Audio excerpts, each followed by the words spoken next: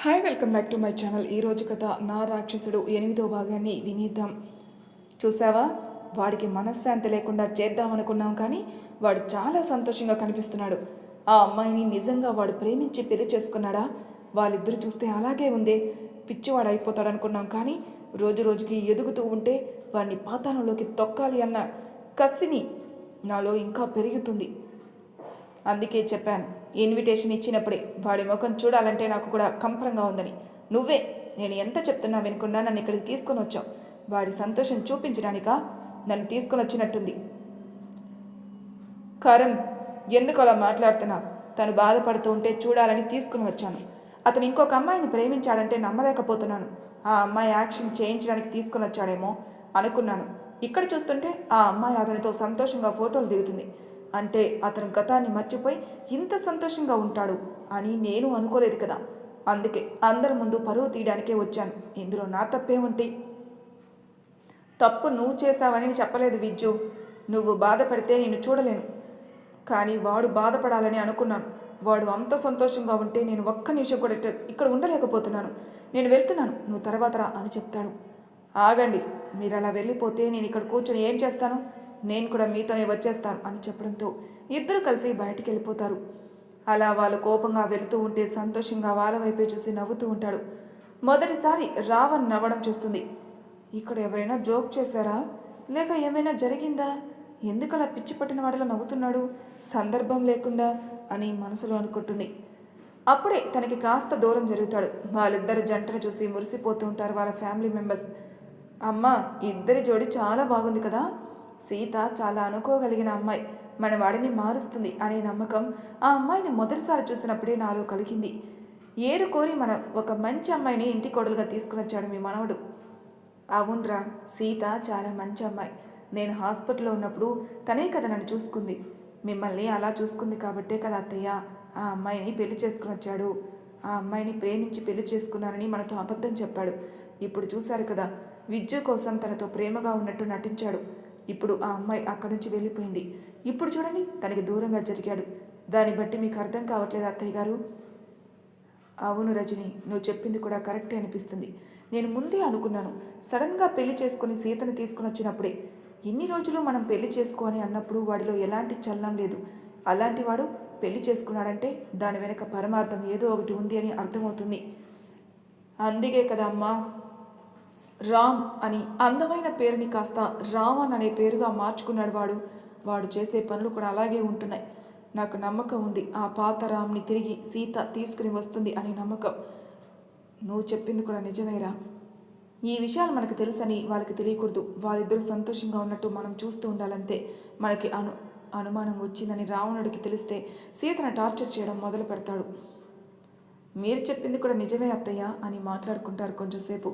అలాగే వచ్చిన అతిథులు భోజనం చేసి తిరిగి వెళ్ళడం మొదలవుతుంది. అప్పటికే టైం 10. వీళ్ళు కూడా భోజనం చేసిన తర్వాత సీతను తీసుకెళ్లి అందంగా ముస్తాబు చేస్తారు. అప్పుడే వస్తుంది పెద్దావిడ. సీతను చూసి అలాగే ఉండిపోతుంది. ఒక్కొక్క డ్రెస్లో ఒక్కొక్క రకంగా ఉంటుంది మా సీతా తల్లి. ఎంత అందంగా ఉన్నావో తెలుసా, మా వాడు ఈరోజు నిన్ను వదులుతాడో లేదో అని ఆట పట్టిస్తుంది ఆవిడ. ఆ మాటలు వింటుంటే చచ్చిపోవాలన్నట్టు అనిపిస్తుంది సీతకి. చాపకల లాంటి కళ్ళు, ఆ కళ్ళకి కాటుక పెట్టి, సంపెంగ లాంటి ముక్కు, ఎర్రటి పెదవులు, శంఖం లాంటి కంఠం, అందులో పలచటి తెల్లటి చీర కాబట్టి అది కూడా ఒంటి పొర మీద వేసి ఉంటారు. తన అందాలు ప్రదర్శిస్తూ తన నడుము వంపులతో వయ్యారంగా ఉంటుంది సీత. తనకి స్పెషల్ ఆకర్షణ తన హెయిర్. అది లూజ్గా అల్లి తల నిండా మల్లె పువ్వులు పెట్టి దానికి మ్యాచింగ్ అయ్యే సింపుల్ నెక్లెస్, అలాగే చిన్న ఇయర్ రింగ్స్, నుదుటిన కుంకుమ పెట్టుకుని ఒక అప్సరసలా ఉంటుంది. టైం చూస్తారు అప్పటికే 10:45 అవడం వల్ల చేతిలో పాల గ్లాస్ అందించి తన్ని రూమ్ దగ్గరికి తీసుకుని వెళ్తారు. లోపలికి అడుగు వేయాలంటే భయం వేస్తుంది సీతకి. రావణ్ కూడా వైట్ కలర్ షర్ట్ అలాగే పంచ కట్టుకుని అద్దం ముందు నిల్చుని తల దువ్వుకుంటూ ఉంటాడు. అప్పటికే సీతను గది లోపలికి పంపించి డోర్ లాక్ చేసి వెళ్ళిపోతారు ఆడవాళ్ళు. పక్కనే ఉన్న పర్ఫ్యూమ్ తీసుకొని స్ప్రే చేస్తూ ఉంటాడు. ఎక్కడికి వెళ్తున్నాడు, పర్ఫ్యూమ్ మొత్తం ఈ రూమ్ని స్ప్రెడ్ చేశాడు అనుకుంటూ మెల్లగా తలపైకెత్తి చూస్తుంది సీత. ఆ రూమ్ అలంకరణ చూసి కళ్ళు చెదిరిపోతాయి తనకి. జూమర్ లాగా మల్లెపూలతో ఒక పెద్ద ఫ్లవర్ తయారు చేసినట్టు వేలాడదీస్తారు పైనుంచి కిందికి. మంచం చుట్టూ మల్లెపూల దండలు, అలాగే బెడ్ మీద లవ్ సింబలతో రోజా పూల రొక్కలతో అలంకరించి దాని చుట్టూ మల్లెపువ్వులు పరిచుంటారు. ఇక నేల మీద మొత్తం రోజా రెక్కలు. ఆ అలంకరణ చూస్తూ ఉంటే కళ్ళు చెదిరిపోతాయి దానికి. ఓరి దేవుడా, ఇంత డెకరేషన్ అవసరమా దీనికి? ఇంత ఖర్చు పెట్టుంటారు. ఏముందిలే, డబ్బులున్నాయి కదా, ఆటలాడతారు అనుకుంటూ బెడ్ పై చూస్తూ ఉంటుంది. రావణ్ తనని గమనిస్తున్న సంగతి పట్టించుకోదు. రావణ్ సీతని అలా చూస్తూ ఉంటే ఒక కొత్తదనం ఉట్టిపడుతుంది తనలో. తన చెవి దగ్గరికి వచ్చి, wow Angel, your look like very sexy. ఎంతమందిని నీ మాయలో పడేశావే, లిస్టు చెప్తావా అని అనడంతో ఒక్కసారిగా ఉలిక్కి పడుతుంది సీత. వెనక్కి పడబోతుంది. అలా తన్ని పడకుండా పట్టుకుంటాడు. కానీ తన చేతిలో ఉన్న పాలు మొత్తం సీత మీద పడిపోతాయి. అలా ఆ శారీ మొత్తం తడిచిపోవటం వల్ల అసలే ఆ చీర కాస్త పల్చగా ఉంది. ఇక ఆ తడి చీరలో తన అందాలు స్పష్టంగా కనిపిస్తూ చూపు తిప్పుకోలేనంత అద్భుతంగా ఉంది. తనని ఊరిస్తూ తన యథ సంపద తన కళ్ళకి ఆకర్షణీయంగా కనిపిస్తుంది.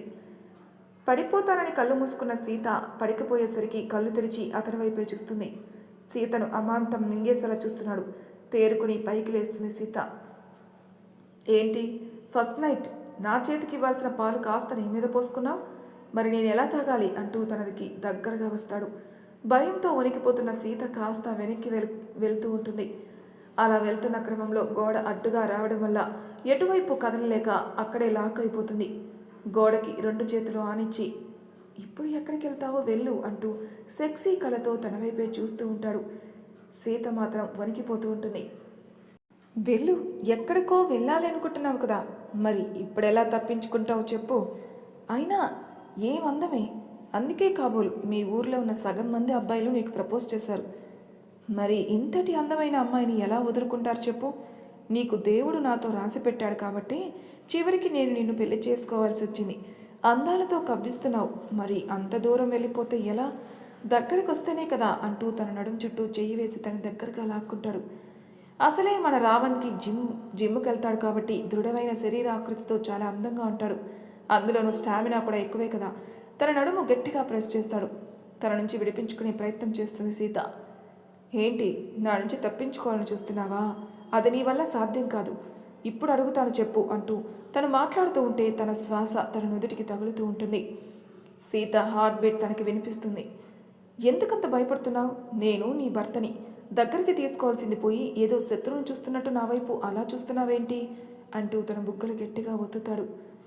ఏంటి మాట్లాడవు? పొగరా అందంగా ఉన్నావని?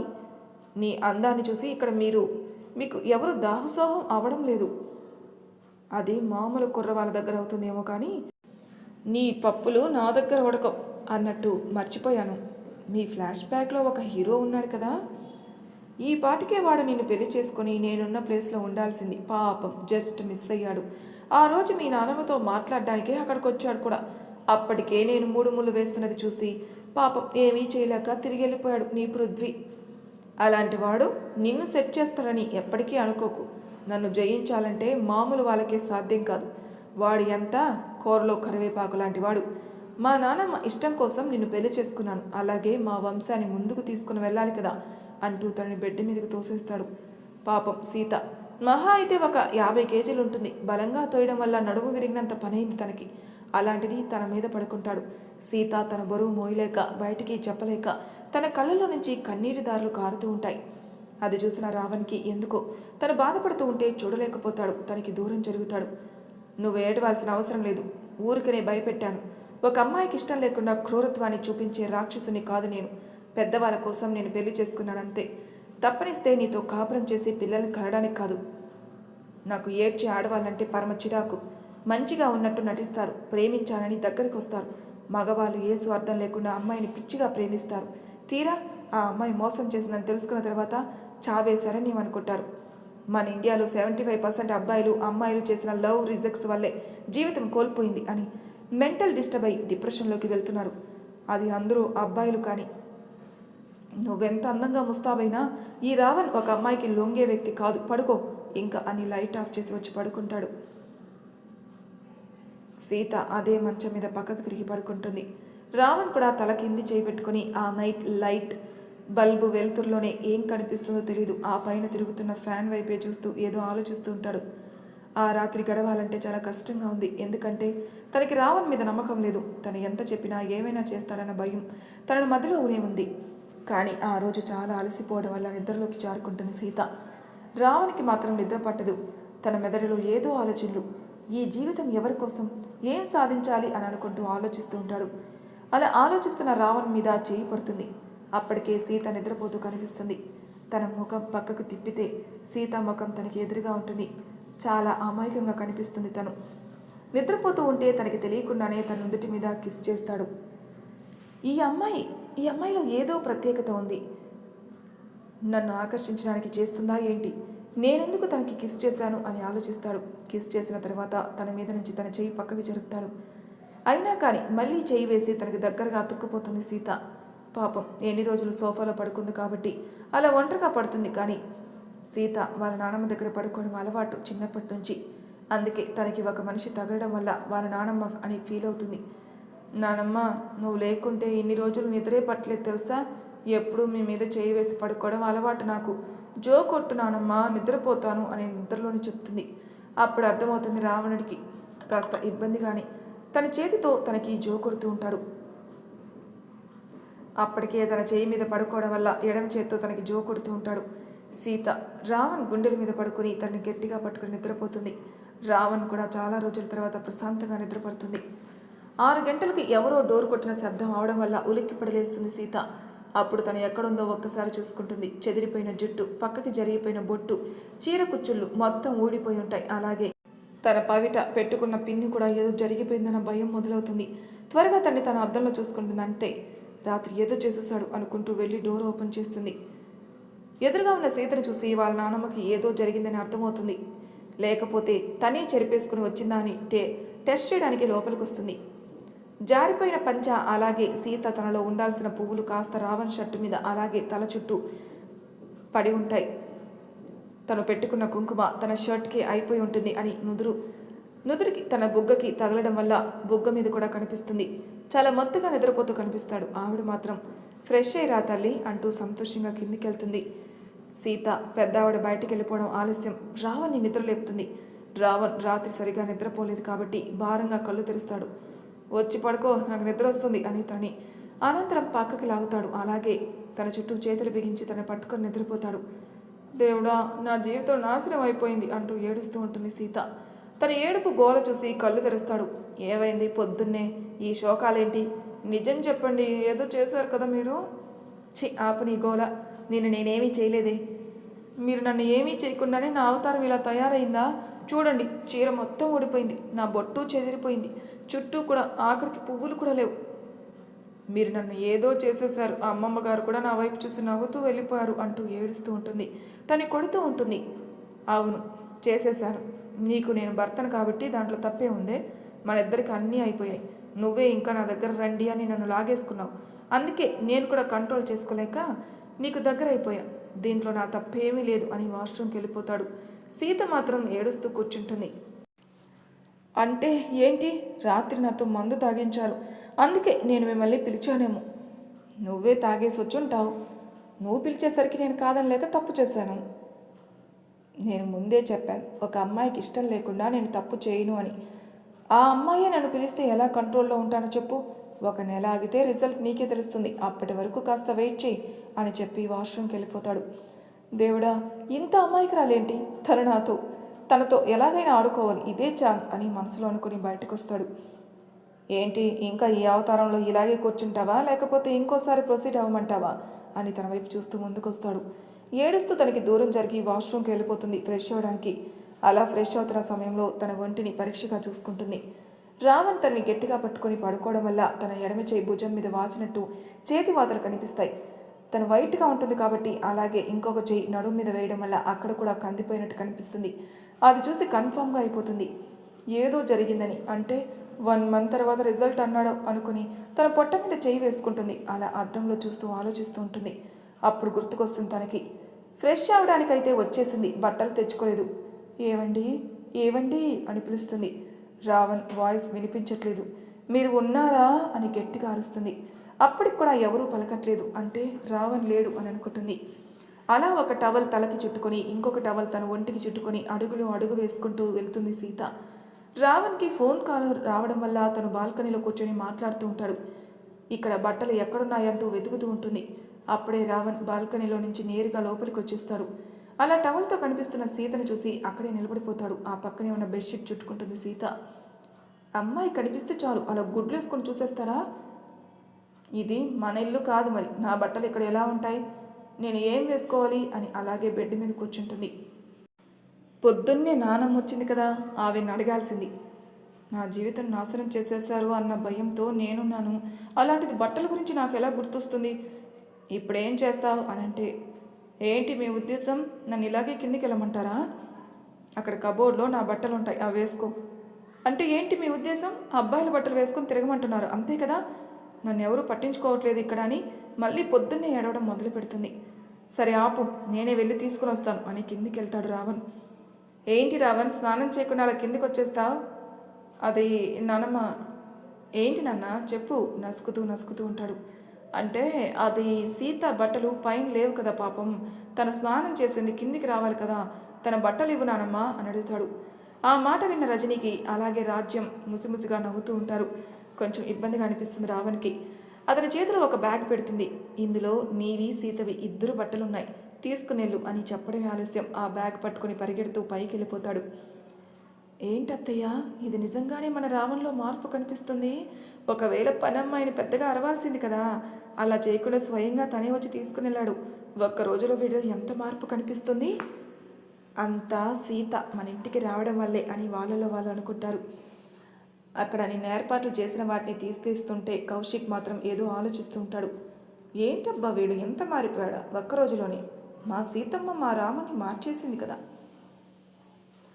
ఈ అమ్మాయి ఎప్పుడో రావణ్ జీవితంలోకి వచ్చి ఉంటే ఈ పాటికి పిల్లా పాపలతో వీడి లైఫ్ ఎంతో సంతోషంగా ఉండేది అనుకుంటూ తను కూడా సంతోషిస్తాడు. అప్పుడే తనకు ఒక ఫోన్ కాల్ వస్తుంది.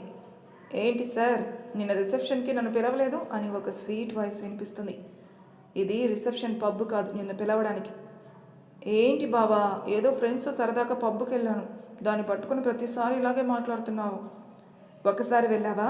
3 times వెళ్ళావు, అది కూడా నాకు చెప్పకుండా వెళ్ళావు అంటే నాతో అవసరం లేదని అని అర్థం. అలాంటి వాళ్ళతో నేను మాట్లాడను అని కాల్ కట్ చేస్తాడు కౌశిక్. నిన్ను ఎలా కూల్ చేయాలో నాకు తెలుసులే స్వామి. ఏంటే వీకెండ్ వచ్చింది కదా, పబ్కి వెళ్దామా? వద్దే బాబు, ఇప్పటికే మా బావకి తెలియకుండా వెళ్ళాను అని పీకల దాకా నా మీద కోపంగా ఉన్నాడు. నేను అస్సలు రాని తల్లి.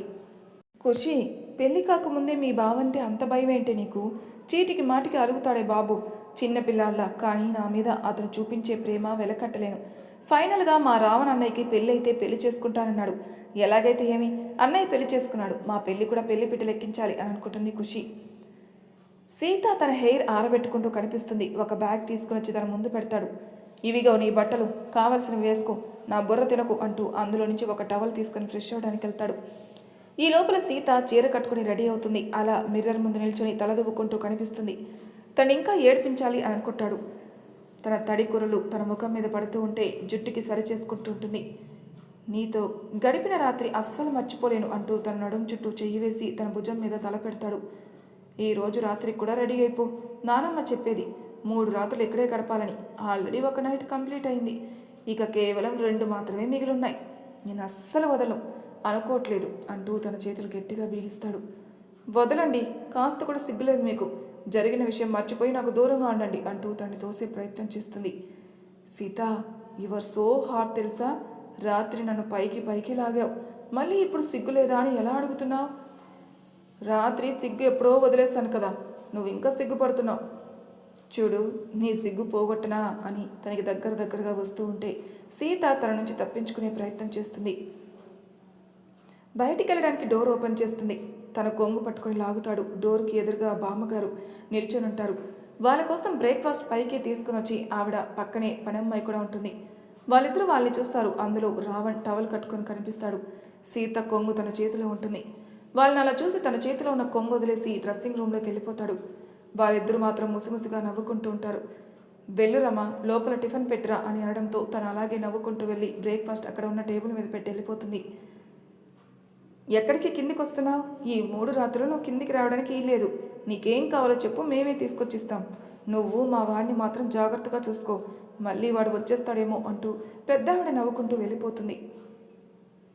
మరి తర్వాయి భాగంలో ఏం జరుగుతుందో నెక్స్ట్ ఎపిసోడ్లో తెలుసుకుందాం. అంతవరకు నా ఛానల్ సబ్స్క్రైబ్ చేయని వాళ్ళు ప్లీజ్ సబ్స్క్రైబ్ చేసుకోండి, లైక్ చేసి షేర్ చేయండి, మీ అభిప్రాయాలు నాకు కామెంట్ రూపంలో తెలియజేయండి. Thank you for listening.